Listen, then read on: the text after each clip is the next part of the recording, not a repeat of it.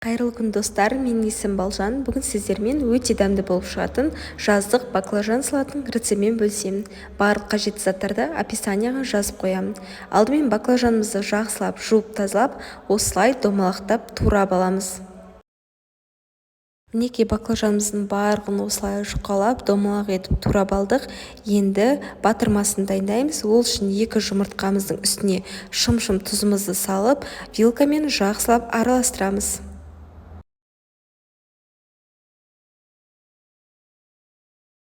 Алдымен ыдысымыздың үстіне майымызды құйып қыздырып аламыз. Содан кейін жұмыртқалы массамызға баклажанымызды аунатып, қызарғанша қуырып аламыз.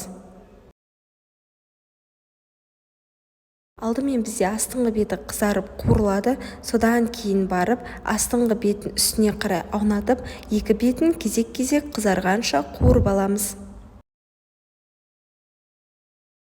Баклажанымызды қуырып алғаннан кейін тарелкамыздың үстіне қағазымызды жайып, баклажандарды майдан сырғытып аламыз.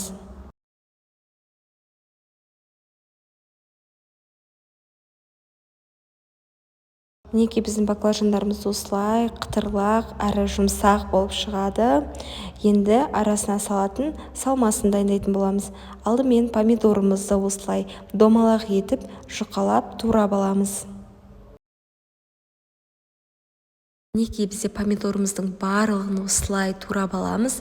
Енді салмасына бұдан бөлек чеснок пен майонезіміз қажет болады. Майонезімізді бір ыдысқа құйып, оның үстіне туралған майда чесноктарымызды салып, қасықпен жақсылап араластырамыз.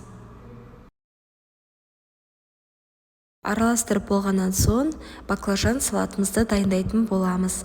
Алдымен баклажанымызға осылай майонез бен чеснокты жақсылап жағып аламыз. Содан кейін оның үстіне 1 штук помидорымызды қоямыз. Енді баклажанымыздың үстіңгі бетіне де осылай майонезді массамызды жағып аламыз. Солай помидорымыздың үстіне қойып, баклажан салатымыздың барлығын осылай дайындап аламыз. Өте дәмді болып шығады. Сіздерге де жасап көруге кеңес беремін. Отбасыңызды тек қана дәмді тағамдармен қуанта беріңіздер. Және менің каналыма жазылуды ұмытпаңыздар.